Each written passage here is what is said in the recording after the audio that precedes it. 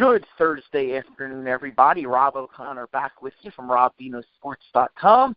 If you've been listening to us, you just heard us break down all of the bowl games except the 2 playoff games.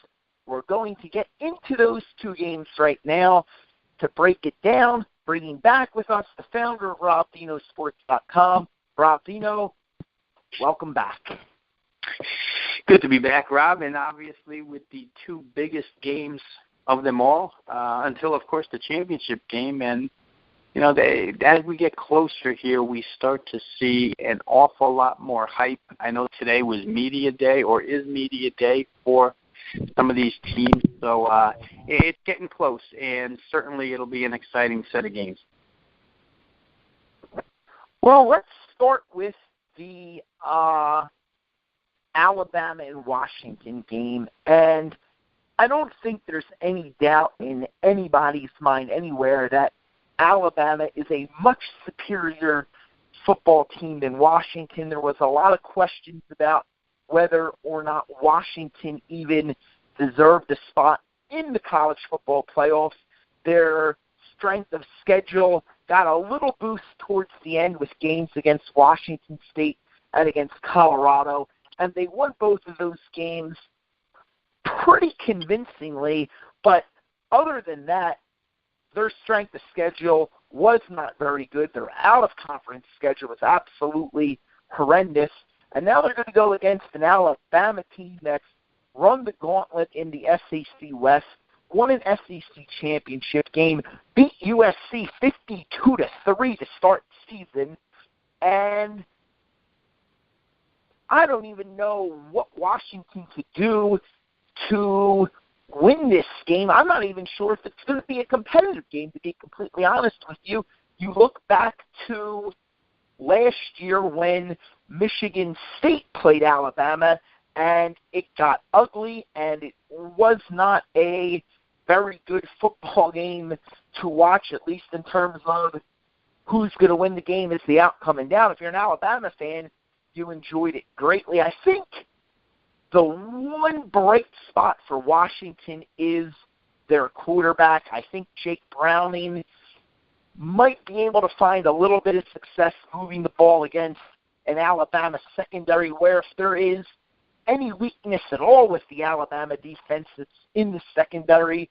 Running the ball against Alabama is going to be a challenge, but they might be able to have some success passing the ball. Washington most certainly has a quarterback to do it.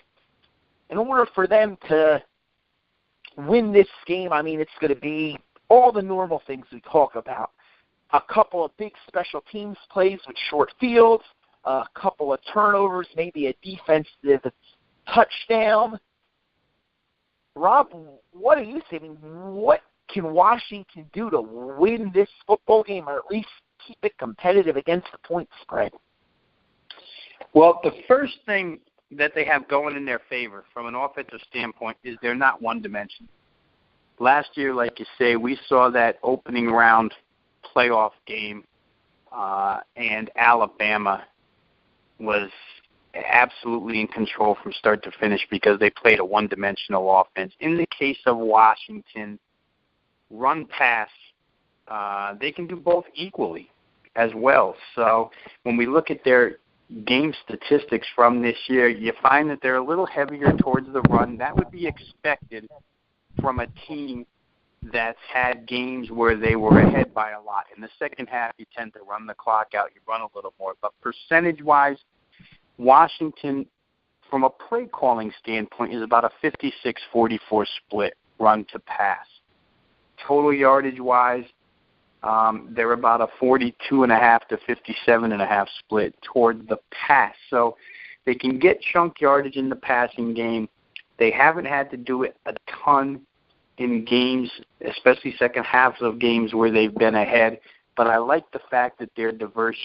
There's no way you have any chance of beating Alabama if you can only do one thing on offense.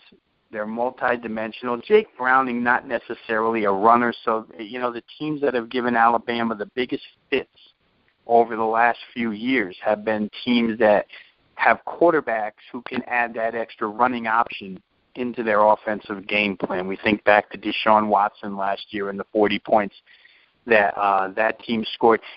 Chad Kelly for Ole Miss is a pretty good runner, and Ole Miss has had success against Alabama on offense the past couple of years. But really, you need to have that running element.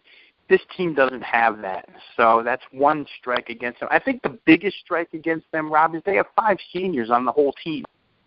It's a young football team. As good as Chris Peterson has been at coaching this team and as good as they've played, this is a huge venue, and with a huge spotlight. Alabama's been there numerous times. They won't be in awe. You wonder if the Washington kids will look at their surroundings and be a little bit overwhelmed. It's possible.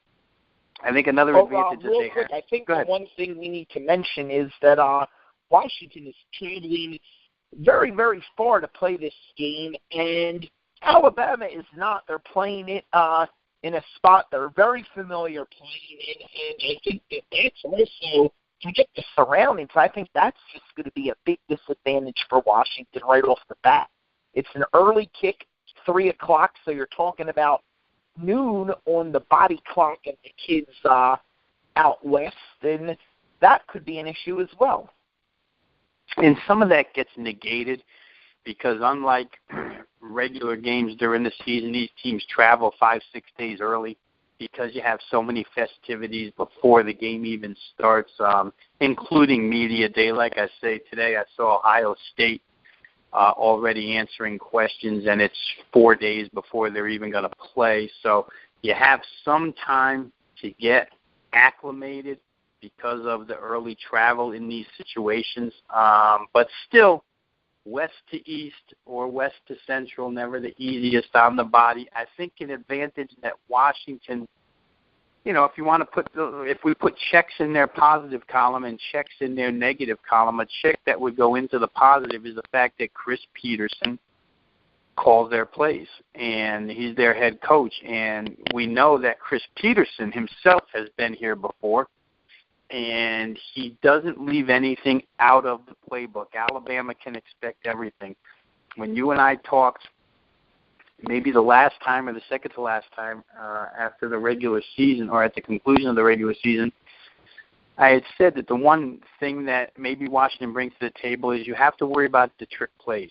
Chris Peterson has all of them. It's going to force Nick Saban and company to do a little extra preparation. Normally, Chris Peterson's stuff works. The thing I worry about, again, is the youth on this team. Jake Browning, I know he's been fantastic, and he's a 2-year starter now. So he's been on the field for 24, 25 football games. That's a big deal. But under this spotlight, it's a different deal. I love their rushing game. You're talking about a 2-headed monster where Myles Gaskin is more of the explosive guy, and Levon Coleman is more of the steamroller guy. Together, they've put up almost 2,200 yards of rushing this season. That's a big plus. Running into the teeth of the Alabama defense is about impossible, but they've got a couple of guys where maybe they can get it done. I'm with you, and we'll be a little bit repetitive from I forget which game we were talking about during the first podcast earlier today, but Washington's got to throw to set up the run here. They really do. You can't just come out on 1st and 10 and run it at Alabama. There's no success in that. You've got to come out and throw it a little bit. And in Pettis and Ross, at wide receiver, they've got explosive guys.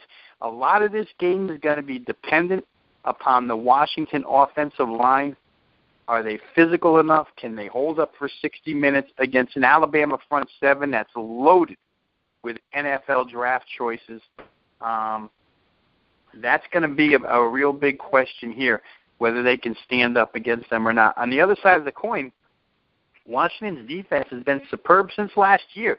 I can remember last year, Washington had very, very little returning to their defensive unit.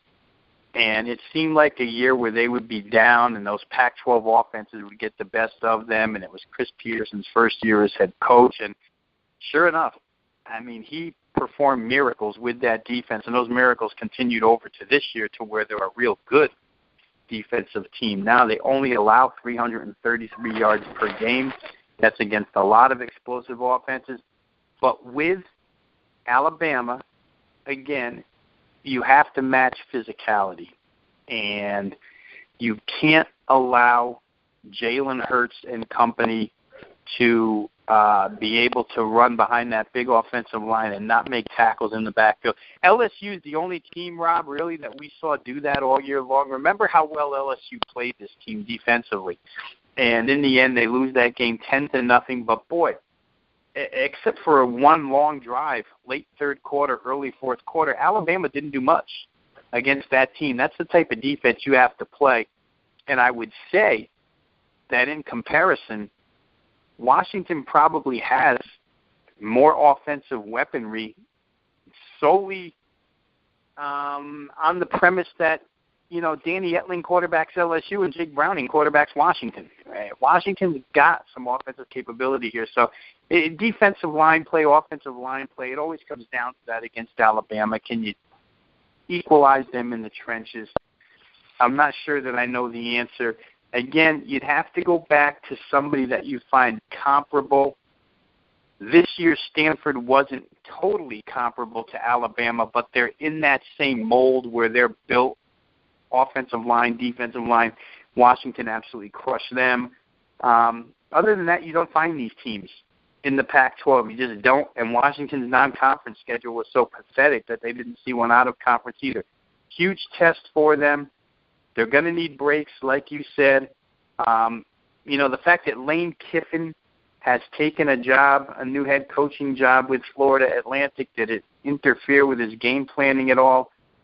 I'm not really sure of that, but I would say no, because Nick Saban wouldn't let that be the case. He said so as much when Kiffin took the job. And they asked him, will this affect your offensive game planning for the bowl game? Kiffin is going to stick around and coach that one. And Saban said no. If he thought it was going to be a problem, then he would have done something about it. I kind of, you know, you have to like Alabama to win, but you struggle with the 14-point number, and you struggle with the fact that we haven't really even mentioned yet that Alabama scores as much on defense and special teams as anybody. We can go back, and we've done this before, but you can go back through the Alabama schedule, and you can find about 3 games where those games were tight and they were busted wide open by Alabama getting a turnover, run back for a touchdown, by getting a kick return or a block kick brought in for a touchdown. Not only do they do it offensively, but they do it with defense and special teams, put points up on the board. They do it as well as anybody. Washington's got to be so careful in all 3 areas of this game. Well, Rob, I think one point to play devil's advocate just a little bit, and I don't really think it's so much so from the Alabama perspective of things, but you talk about Washington's youth and can they handle this moment. There is no expectation on Washington to win this football game. There's barely an expectation they're going to be competitive in this football game. So when you look at it from that point of view, and Chris Peterson's done this with Boise State before, you know, they just come out loose, they're having fun, they're just playing football, and all the pressure really is on Alabama to win this game. Yeah, and you know what? We saw that. I'm forgetting the year, Rob, but we could certainly look it up at some point. Alabama played, I believe, Louisville in a bowl game a few years back, and were just immediately attacked by a loose Louisville football team, and they were destroyed in that game. They were heavy favorites. They end up losing that football game big. That's the type of situation that you're referring to here, and I guess the other side of the negative side of that would be if, in fact, things go wrong off the bat. Let's say Alabama scores on their first drive and then intercepts a pass, and it's, 10-0, 14-0 right away. Can Washington in their youth remain calm enough to not let the whole thing snowball away? That's probably the negative side of the question where their youth is concerned, but the positive side, like you say, if there's going to be a team that's not feeling any pressure whatsoever it'd be the Washington team. There's nothing to lose here. Like you said, everybody expects them to lose. They're a 14-point underdog, not even expected to play it close. But will they be able to handle the moment if things start to go wrong? Can they regroup? Can they get a hold on the rope again and pull themselves back?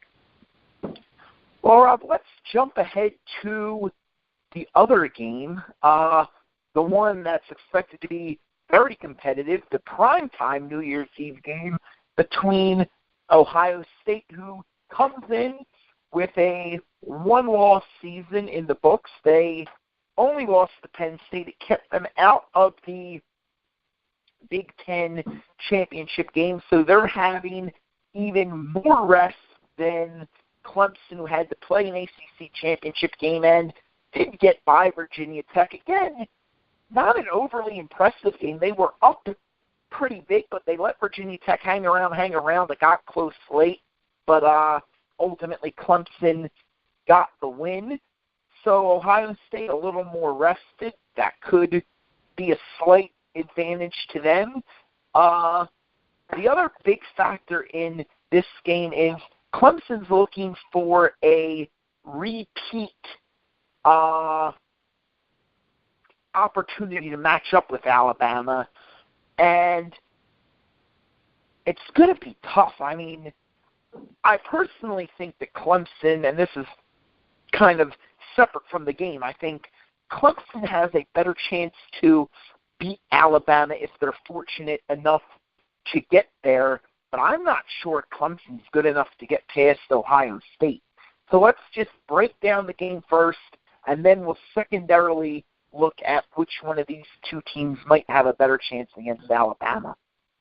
Okay, and real quick before we do, a lot more time has passed than I thought, Rob. The game I was referring to with Alabama wasn't Louisville, but it was an Urban Meyer, I believe. No, maybe it wasn't Urban Meyer, but it was Utah back in the 2008 Sugar Bowl. Winds up winning that game 31-17. They jumped on Alabama quick, had nothing to lose. Nobody expected Utah to even be in that game. And next thing you know, as a monster underdog, they win that game 31-17. We know that Trevor Knight also beat Alabama a couple years back with that huge performance in 2013. So it's not unprecedented for underdogs to go into big bowl games and beat Alabama. But like you said, you have to be loose and you have to play near mistake-free football to hold this football team off. Now, we get to Ohio State Clemson, and it's, boy, for me, we just talked about how young Washington is. Ohio State is as young now. We knew that right off the start of the season, especially when they went into Norman, Oklahoma. It was used as an argument by many for why Ohio State wouldn't be successful in Norman against the Sooners. But Ohio State walked in there, walked out with a victory. So they've been in this moment before. I think that there's no trouble when you're coached by Urban Meyer as far as youth is concerned. He seems to be a little bit concerned about it. He talked about it today in Media Day, that he's got to get his kids, get their nerves calmed and make sure they're ready to go from the outset. But I think he'll be able to do that. I find fundamental problems in this game for Ohio State, though, as many advantages as you could find. I think you could find flaws, too. And the first one is offensively. J.T. Barrett just has not thrown the football well all season long. And because of that, Ohio State's really become predicated on running the football. And I just don't know that they're going to be able to run it against Clemson, especially when Clemson knows it's coming. J.T. Barrett's going to have to complete passes downfield to loosen this team up a little bit. It's not like Clemson can't be exploited defensively because teams have done it this year. There's no doubt about it. Pittsburgh did it. Louisville did it. Teams have been able to score points and gain yards against Clemson, but those teams weren't necessarily run only. And right now, the way things have gone for Ohio State, you don't have a lot of faith in their passing game. You have very little faith in their offensive line, to tell you the truth, Rob. That offensive line has not been good. And for anybody who watched the Ohio State-Michigan game, it's pretty clear cut that the best team didn't win that football game. Michigan was superior to Ohio State in all facets of that game. They didn't win on the scoreboard at the end. But boy, oh boy, they dominated that football game for 75-80% of it. So Ohio State's got issues on offense. Can they make points off of short fields and off of their defense? It's very possible. Their secondary is as good as it gets, and that's going to be the major matchup in this game that everybody will be watching, because you can make the case Clemson's entire receiving crew is the best in the nation. With Mike Williams back this year, that receiving crew is absolutely awesome, and I don't know that Ohio State has faced anything like the depth in the receiving core that Clemson has to offer. You have to worry about so much. If it's not Wayne Gallman running the football, if it's not Deshaun Watson on the option zone read running the football, if it's not Watson throwing the football, there's so many aspects of that offense that are explosive. They can hit you with one play and put 7 on the board. Ohio State's really not built that way this year. They did it at the beginning of the year. First 3 games, played lousy defenses, Bowling Green, Tulsa, and one I'm not remembering right now. But there's a huge difference in balance on offense between these two teams. And if Watson doesn't have to throw to make a living all the time, then the secondary of Ohio State is kind of negated anyway. But they're going to have their hands full. Mike Williams, Deion Kane, Artavis Scott was a big factor in the Alabama championship game last year, and now he's like a number 3 receiver on Clemson. So I think there's a lot here for Clemson to be successful with offensively. Ohio State, listen, you don't want to Rob, I just want to jump in and say one thing about Clemson. They have so many times this year not shown up for a football game like they should have. I don't see how there's any way that could happen in this scenario where they just don't show up for a national semifinal game. I think you need to kind of take that out of it and assume that Deshaun Watson and the rest of these guys are going to be at their absolute best. And I think if they are playing at their absolute best, they can and will beat Ohio State.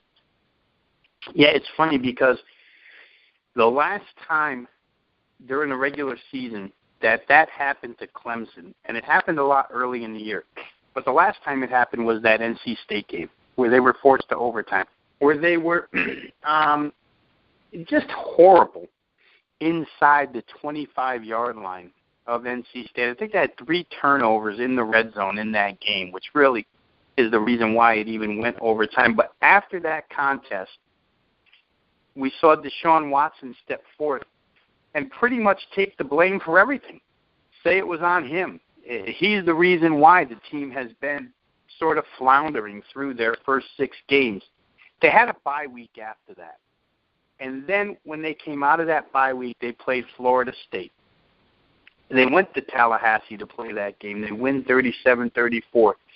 That game included their last 6 games of the year. They averaged 43 points a game, and they averaged 526 yards, 527 yards per game. That's more like the Clemson offense. They outgained people by 180 yards a contest. They outscored people by 3 touchdowns per contest, 20 points to be exact.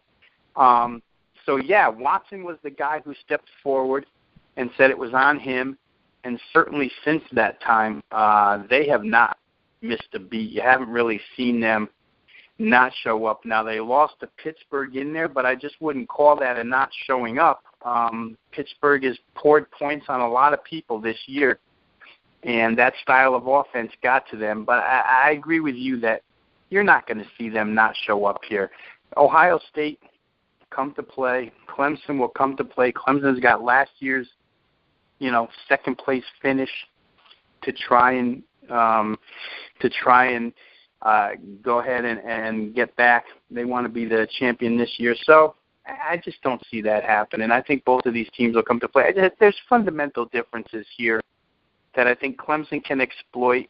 I think they're exploitable on defense, but I just don't know. You know, J.T. Barrett could come out and have a great game. He's a veteran quarterback, but at this point in time, I don't know that he can do what Watson can do.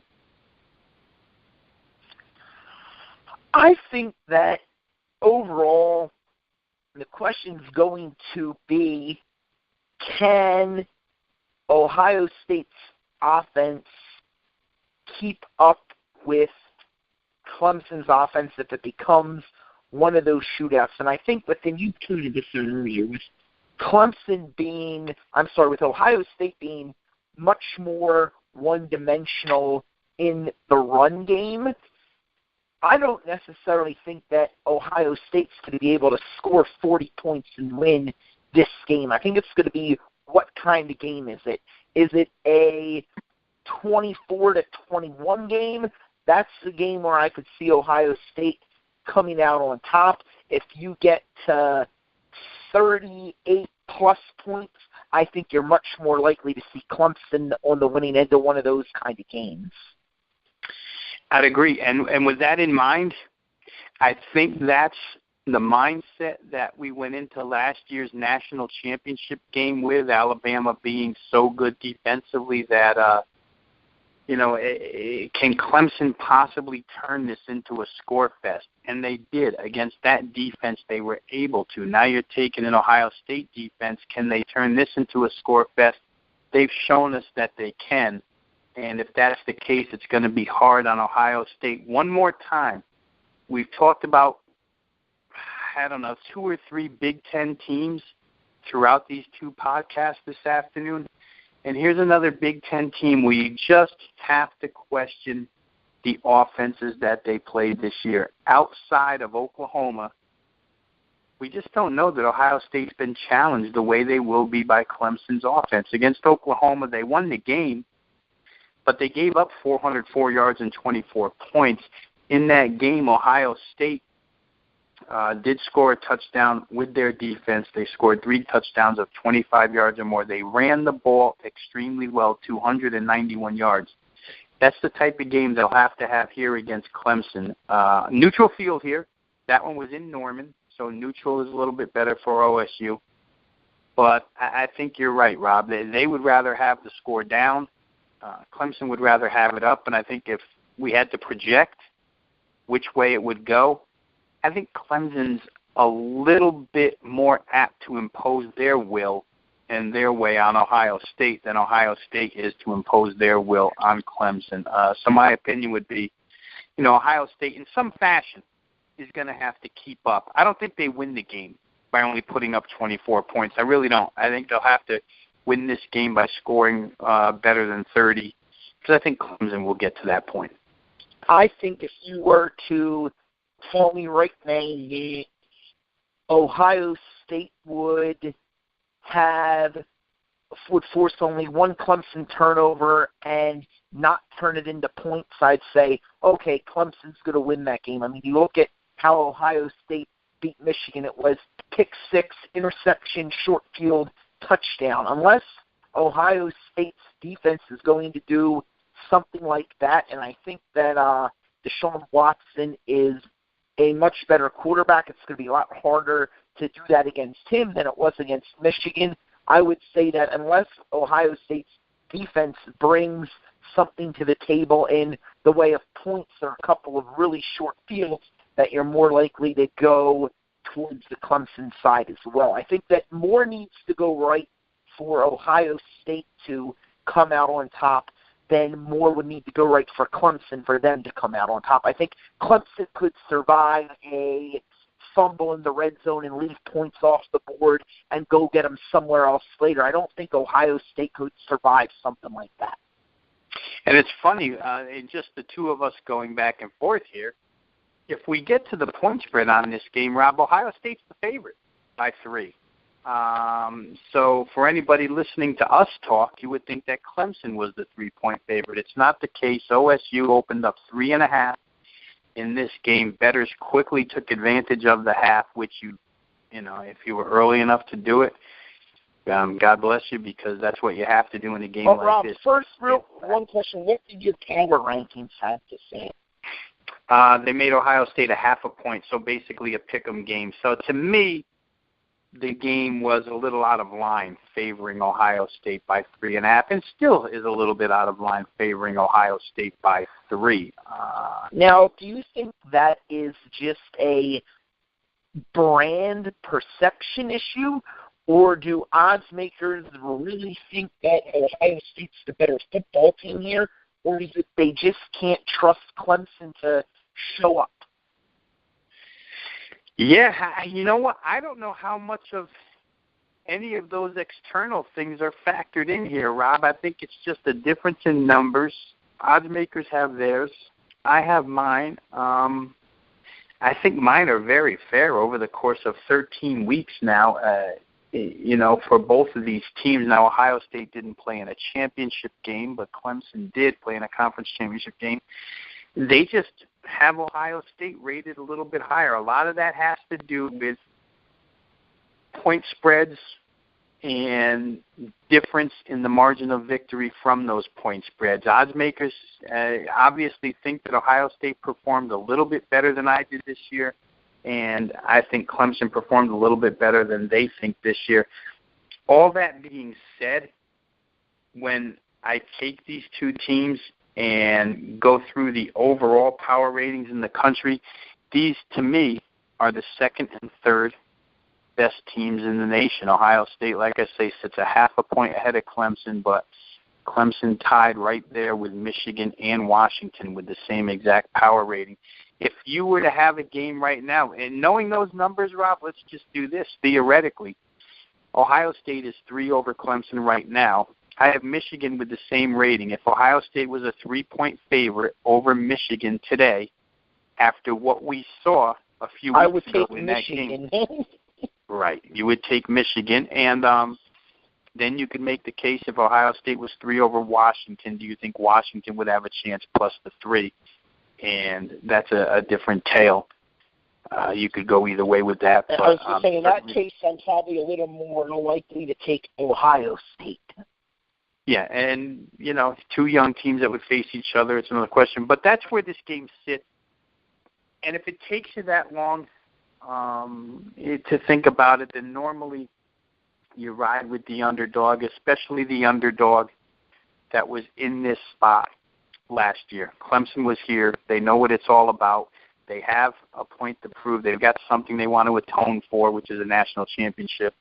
Unless they're forced into a lot of mistakes, I think they're the better team. Well, Rob, it has been fun. We talked a lot about both of these games. I think that we're both on the same page that it's probably going to be an Alabama-Clemson final if our analysis goes the way we think it's going to go. That'll be a very fun game to break down because we've kind of seen that game already just a year ago, a little bit different personnel, but not a ton. So it should be fun. I think that the games Saturday are going to be really enjoyable to watch, especially the second game. Any final thoughts before we wrap this one up? Well, I'll say this. If that's what we end up with, Rob, if we end up with Alabama-Clemson as we talk right now on Thursday the 29th, that number on the neutral field would be Alabama minus 10. I could leave you with that. If it ends up being Alabama-Ohio State, that number would probably be Alabama minus 9.5. If, in fact, the Washington Huskies go out and pull the upset, you're staring at a couple of pick-em games in the national championship, which would be phenomenal. Pick-em, Washington, Clemson. And this is today. Obviously, power ratings could be upgraded, downgraded off of the results of the two semifinal games. But how about, a Washington-Clemson game being listed as a pick-em and a Washington-Ohio State game virtually being listed as a pick-em? There's some intrigue to those potential matchups. Well, Rob, regardless of the two teams that end up in the BCS championship game, you and I will be back next week sometime midweek, Wednesday, Thursday, to break down the final game of the college football season. It's been Really fun to do this all year with you. Really enjoyed it. I hope you have as well. I hope our listeners have enjoyed getting all of these great tidbits of information and knowledge and opinions throughout the year. Don't forget, RobVenoSports.com. We're still in action with a ton of bowl plays today, tomorrow, over the weekend. We've got NFL stuff, college football, and college basketball is kicking into high gear. There's still a lot going on at RobVenoSports.com, so be sure to check it out. For Rob Veno, I am Rob O'Connor. We will be back next week to break down the championship game. I'll hope you join us then.